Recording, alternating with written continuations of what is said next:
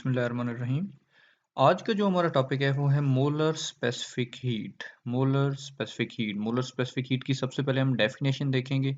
उसके बाद फिर इसका हम एक रिलेशन ड्राइव करेंगे कि इसका फार्मूला क्या है मोलर स्पेसिफिक हीट का। फिर हम मोलर स्पेसिफिक हीट को देखेंगे एट कांस्टेंट वॉल्यूम पर, फिर मोलर स्पेसिफिक हीट को एट कांस्टेंट प्रेशर पर। तो ये हमारा जो है ना आज के लेक्चर का एक थीम है कि सबसे पहले हम डेफिनेशन देखेंगे, देन इसका एक रिलेशन जनरेट करेंगे, देन मोलर स्पेसिफिक हीट को एट कांस्टेंट वॉल्यूम पर और देन एट कांस्टेंट प्रेशर पर। तो लेकिन मोलर स्पेसिफिक हीट को स्टार्ट करने से पहले आपको जरा मोल के बारे में आइडिया होना चाहिए कि मोल क्या है और केजी क्या है, किलोग्राम। देखिए, ये दोनों मैस के यूनिट होते हैं। केजी जो है किलोग्राम, ये भी मैस का एसआई यूनिट है, और मोल जो है ये भी मैस मेजर किया जाता है मोल्स में। तो फिर ये इनके अंदर डिफरेंस क्या है केजी के अंदर और मोल के अंदर? तो देखें, बेसिक डिफरेंस ये है कि अगर आप डिफरेंट सब्सटेंसेस कंसीडर करते हैं, ढेर सारी कुछ सब्सटेंसेस कंसीडर कर लें और आप उनका 1 किलोग्राम जो है ना वो ले लें। मतलब एक सब्सटेंस का भी 1 किलोग्राम ले लिया, दूसरी सब्सटेंस का भी 1 किलोग्राम ले लिया, तीसरी का भी, चौथी, इस तरह सो ऑन। डिफरेंट सब्सटेंसेस का आपने 1 केजी लिया। अब आप ये ऑब्जर्व करेंगे कि 1 केजी हर सब्सटेंस के अंदर डिफरेंट नंबर ऑफ मॉलिक्यूल्स हैं। सेम नंबर ऑफ मॉलिक्यूल्स नहीं है। मतलब एक सब्सटेंस के 1 केजी के अंदर फॉर एग्जांपल अगर 15 मॉलिक्यूल हैं तो दूसरे के अंदर 20 होंगे, तीसरे के अंदर फॉर एग्जांपल 30 होंगे, किसी के अंदर 5 हो जाएंगे। तो डिफरेंट नंबर ऑफ मॉलिक्यूल्स होंगे। ये अगर आप 1 केजी 1 किलोग्राम कंसिडर कर रहे हैं डिफरेंट सब्सटेंसेस का। लेकिन अब मोल अगर आप लेते हैं डिफरेंट सब्सटेंसेस के, तो इसकी ब्यूटी ये है कि अगर आप डिफरेंट सब्सटेंसेस के मोल कंसीडर करते हैं तो उसके अंदर इक्वल नंबर ऑफ मॉलिक्यूल्स होंगे, जिसे हम एवोगैड्रोस नंबर कहते हैं। क्लियर? तो इस वजह से हम फिर मोल को प्रेफर करते हैं किलोग्राम पर। तो ये एक मैंने आपको एक शॉर्ट क्वेश्चन करवाया है कि मोल को किलोग्राम पर क्यों प्रेफर किया जाता है, क्योंकि डिफरेंट सब्सटेंसेस के जो मोल्स अगर आप लें तो सबके इक्वल नंबर ऑफ मॉलिक्यूल्स उनके पास होंगे, और यही उसका एवोगैड्रोस नंबर कहलाते होते हैं। और वैसे भी दूसरी बात कि मोल जो है, मोल एक माइक्रोस्कोपिक क्वांटिटी है, माइक्रोस्कोपिक, जिसे स्मॉल स्केल पे डील किया जाता है, और जो केजी है, किलोग्राम, जो ये मैक्रोस्कोपिक क्वांटिटी है। तो लेकिन हम स्टार्ट करते हैं मोलर स्पेसिफिक हीट क्या है, जो आज का हमारा टॉपिक है। तो उम्मीद है कि आपको मोल और केजी का कांसेप्ट क्लियर हो चुका होगा। तो मोलर स्पेसिफिक हीट की सबसे पहले डेफिनेशन देखते हैं। मोलर स्पेसिफिक हीट ये एक एक्चुअली अमाउंट ऑफ हीट है जो कोई सबस्टांस लें उसका एक मोल कंसिडर करें। आपने एक सब्सटेंस ली, उसका एक मोल कंसिडर किया। मोल का आपने टेम्परेचर राइज करना है 1 केल्विन तक। एक मोल का टेम्परेचर कितना राइज करना है? 1 केल्विन तक। तो टेम्परेचर राइज करने के लिए आपको उसे हीट प्रोवाइड करनी पड़ेगी। तो ये जो अमाउंट ऑफ हीट जितनी आप दे रहे हैं कि एक मोल का 1 केल्विन तक टेम्परेचर राइज करने के लिए जितनी हीट दे रहे हैं, ये क्या कहलाती है? ये टर्म, ये मोलर स्पेसिफिक हीट।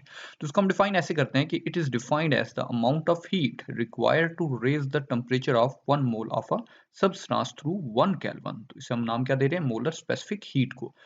अच्छा, इस तरह एक स्पेसिफिक हीट कैपेसिटी भी होती है। ये तो हो गया ना मोलर स्पेसिफिक हीट। एक टर्म है स्पेसिफिक हीट कैपेसिटी। वो क्या है कि it is a measure of the amount of heat necessary to raise the temperature of 1 gram. वहां पर 1 मोल है, माइंड में रखिएगा। मोलर स्पेसिफिक हीट में 1 मोल है, लेकिन यहाँ पर क्या है? 1 ग्राम।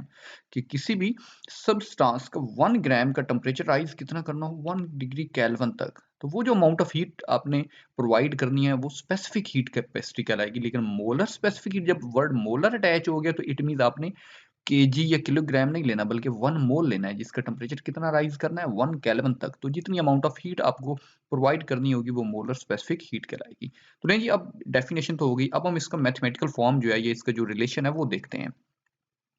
अच्छा, मोलर स्पेसिफिक हीट को हम सी से रिप्रेजेंट करते हैं। देखें, इसकी जो रिप्रेजेंटेशन लेटर जो है वो देख लें, किसको हम सी से रिप्रेजेंट करते हैं।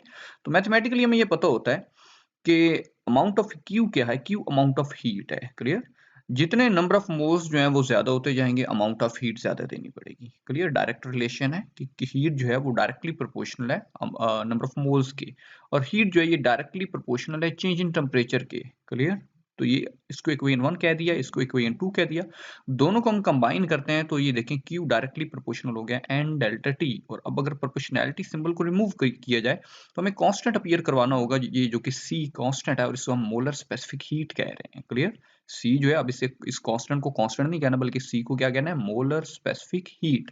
और साथ एन देखें, एन नंबर ऑफ मोल्स को रिप्रेजेंट कर रहा है। गैस के जो नंबर ऑफ मोल्स हैं, डेल्टा टी क्या है कि ये चेंज इन या राइज इन केल्विन टेम्परेचर है। ये साइड पर क्लियरली मेंशन है कि सी मोलर स्पेसिफिक हीट को इंडिकेट कर रहा है, N number of moles of gas को रिप्रेजेंट कर रहा है, डेल्टा टी जो आप टेम्परेचर राइज कर रहे हैं केल्विन में, ओके, और क्यू क्या है, अमाउंट ऑफ हीट सप्लाइड, जितनी आप हीट सप्लाई कर रहे हैं।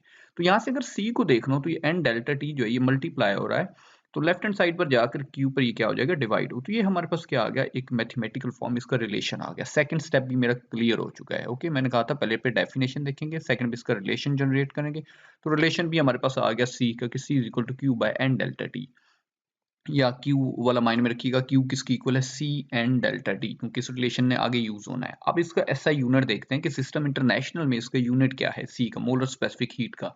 तो सिस्टम इंटरनेशनल में ये देखेंगे, आपके सामने क्लियरली मेंशन हुआ है जॉउल पर मोल पर केल्विन, जॉउल पर मोल पर केल्विन। कैसे बोला कि हीट का यूनिट है, हीट का ऐसा यूनिट जो है वो जॉउल है, तो ये जॉउल बन गया इसका। एन मोल्स हैं तो ये पर मोल बन गया, और टेम्परेचर का क्या आ गया, केल्विन, तो जॉउल पर मोल पर केल्विन। अब नेक्स्ट थर्ड स्टेप पे चलते हैं। अब दो स्टेप हमारे पेंडिंग रह गए हैं। अब मोलर स्पेसिफिक हीट को एट कांस्टेंट वॉल्यूम देखते हैं, एट कांस्टेंट वॉल्यूम पे क्या है, और फिर एट कांस्टेंट प्रेशर पे। तो सबसे पहले देखें molar specific heat at constant volume, जिसको हम रिप्रेजेंट किससे कर रहे हैं, सी वी से। वी आपका सबस्क्रिप्ट में लिखना है। मोस्टली स्टूडेंट यहाँ पे मिस्टेक करते हैं कि वी को साथ मल्टीप्लाई कर देते हैं, वी जो है ये सबस्क्रिप्ट में हो, तो सी वी से रिप्रेजेंट करते हैं। डेफिनेशन वही है, जस्ट एट द एंड आपने at constant volume word attach करना है। ये देखें, it is the amount of heat required to raise the temperature of 1 mole of a gas. Mind में रखिएगा 1 मोल लेना है गैस का, 1 mole of gas through 1 kelvin. यहाँ तक वही डेफिनेशन है मोलर स्पेसिफिक हीट वाली, जस्ट आगे ये वर्ड अटैच करना है, at the constant volume. Clear. तो हमें पता है कि अभी हमने क्यू को देखा है, जिसको हमने इक्वेशन 1 का नेम दिया हुआ था। ये देखें, ये वाली क्यू, मैंने कहा ये फॉर्मूला माइंड में रखिए, सी एन डेल्टा टी। अब C तो मोलर स्पेसिफिक हीट है। अब यहाँ पे वर्ड हमने एट कांस्टेंट वॉल्यूम लगा दिया, तो आपने C के सबस्क्रिप्ट में यहाँ पे V लगा देना है, इधर ऐसे V लिख देना है। देखें इक्वेशन 1 को किस तरह लिखने लगे कि इक्वेशन 1 हमारी ये थी, C N delta T. N चूंकि 1 मोल ले रहे हैं तो एन को 1 पुट करते हैं। अब क्यू के सबस्क्रिप्ट में वी लिख दिया, वी रिप्रेजेंट कर रहा है कांस्टेंट वॉल्यूम को, और सी के ये देखें सबस्क्रिप्ट में भी वी लिख दिया है, it means molar specific heat at constant volume. और एन की जगह हमने 1 पुट कर दिया, क्योंकि हम 1 मोल डील कर रहे हैं। ओके हो गया। तो ये हमारे पास क्यू वी इक्वल आ गया सी वी डेल्टा टी के, ये molar specific heat at constant volume आ गई। ओके हो गया।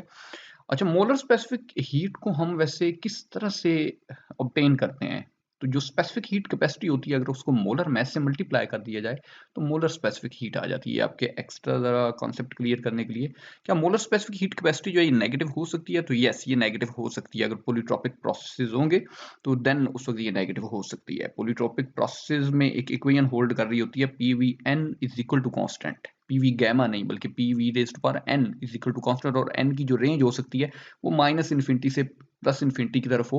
तो ऐसे प्रोसेसेस पॉलीट्रॉपिक प्रोसेसेस कहलाते हैं, और इनकी मोलर स्पेसिफिक हीट कैपेसिटी जो होती है वो नेगेटिव हो सकती है। अच्छा, तो हमारा थर्ड स्टेप जो है वो कंप्लीट हुआ, molar specific heat at constant volume, जिसमें हम थोड़ा सा और आगे चलते हैं। चलें फर्स्ट लॉ ऑफ थर्मोडायनामिक्स को देखते हैं कि फर्स्ट लॉ ऑफ थर्मोडायनामिक्स की इक्वेशन ये वाली है कि जितनी भी आप हीट प्रोवाइड करते हैं किसी सिस्टम को, उस हीट का कुछ पार्ट जो है वो चेंज इन इंटरनल एनर्जी में कन्वर्ट होता है, और रिमेनिंग पार्ट ऑफ हीट जो है वो वर्क डन में कन्वर्ट हो जाता है। तो W हमें पता है, आइडियल गैस इक्वेशन का वर्क डन जो होता है P डेल्टा V होता है। तो W की जगह हमने ये यहाँ पर वैल्यू पुट कर दी है, देखिए P डेल्टा V आ गया। तो Q is equal to delta U plus P delta V।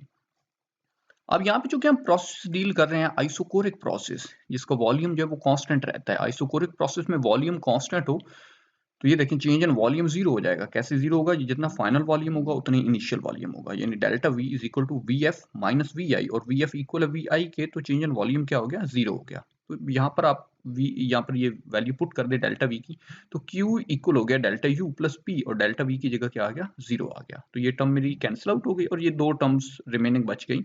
Q के साथ हमने सबस्क्रिप्ट में वी लिख दिया है, इंडिकेट कर रहा है कि eight constant volume process deal हो रहा है, यानी आइसोकोरिक प्रोसेस है, इक्वल हो गया डेल्टा यू के। अब देखिए क्यू वी की वैल्यू अभी हमने निकाली है मोलर स्पेसिफिक हीट से, वो यहाँ पर पुट कर दें। तो ये क्यू वी की वैल्यू हमने यहाँ पर पुट कर दी, C V delta T is equal to delta U. तो ये हमने molar specific heat at constant volume को भी देख लिया। लास्ट स्टेप इस लेक्चर का, molar specific heat at constant pressure क्या है। तो डेफिनेशन फिर वही आपने यूज करनी है, मोलर स्पेसिफिक हीट वाली, जस्ट एट द एंड आपने एक वर्ड अटैच कर देना है, एट द कांस्टेंट प्रेशर। क्या डेफिनेशन है देखें, it is the amount of heat required to raise the temperature of 1 mole of gas through 1 kelvin, और ये वो word at the constant pressure. Okay हो गया। तो यहाँ पे देखिए, यहाँ पर ये Q ये वही इक्वेशन 1 है, Q हमने पढ़ा था C एंड डेल्टा T, तो Q के साथ अब सबस्क्रिप्ट में P लगा दिया, it means eight constant pressure. तो ये C जो थी मोलर स्पेसिफिक हीट, ये भी अब बन गई molar specific heat at constant pressure, और N की जगह 1 पुट किया क्योंकि 1 मोल डील कर रहे हैं, और डेल्टा T ये QP की वैल्यू। अब हम उसी तरह फर्स्ट लॉ ऑफ थर्मोडायनामिक्स की इक्वेशन किस तरह से मॉडिफाई होती है, तो फर्स्ट लॉ ऑफ थर्मोडायनामिक्स ये है Q is equal to delta U plus W। तो Q को हमने QP लिख दिया है, क्लियर। नेक्स्ट में इसकी ये वैल्यू पुट कर देंगे, CP delta T delta U, और work done P delta V। अब यहाँ पर चूंकि एट कांस्टेंट प्रेशर है, इसे कहते हैं isobaric process. Isobaric process, a process in which pressure of the system remains constant is called isobaric process. तो इस आइसोबैरिक प्रोसेस का वर्क डन जीरो नहीं होता। आइसोकोरिक का आपने देखा है कि एट द कांस्टेंट वॉल्यूम उसका वर्क जीरो था, लेकिन आइसोबैरिक का जो वर्क डन होता है वो नॉन जीरो होता है। तो उसकी जगह हमने ये वैल्यू पुट कर दी पी डेल्टा वी। क्यों जीरो नहीं होता? क्योंकि फाइनल वॉल्यूम इनिशियल वॉल्यूम की इक्वल नहीं होता। ओके हो गया। तो यहाँ पर क्यू पी की हमने वैल्यू पुट की, delta U as it is आ गया, और ये पी डेल्टा वी टर्म भी एज इट इज आई क्योंकि वर्क डन जीरो नहीं है। तो यह आपके सामने एक हो गया molar specific heat at constant pressure. तो सबसे पहले हमने क्या किया कि मोलर स्पेसिफिक हीट की डेफिनेशन देखी। स्टार्ट को जो हमने लिया था वो मैंने आपको यहाँ से बताया कि मोल क्या है और केजी क्या है, हम मोल को प्रेफर क्यों करते हैं केजी पर, जो कि very very important short question है आपका। उसके बाद मोलर स्पेसिफिक हीट को देखा, उसकी डेफिनेशन देखी, फिर उसको मैथमेटिकल फॉर्म देखी, उसका फार्मूला क्या है। फिर थर्ड स्टेप में हमने molar specific heat at constant volume को देखा, और फोर्थ स्टेप में molar specific heat at constant pressure को देखा। उम्मीद करता हूँ आपको ये मेरा लेक्चर है, ये सारी अप्स एंड डाउन जो टर्म्स थी ये क्लियर हो चुकी होंगी। अगर फिर भी इसके रिगार्डिंग आपको कोई क्वेश्चन हो तो आप कमेंट सेक्शन में ड्रॉप कर सकते हैं क्वेश्चन। ओके जी, अल्लाह हाफिज़।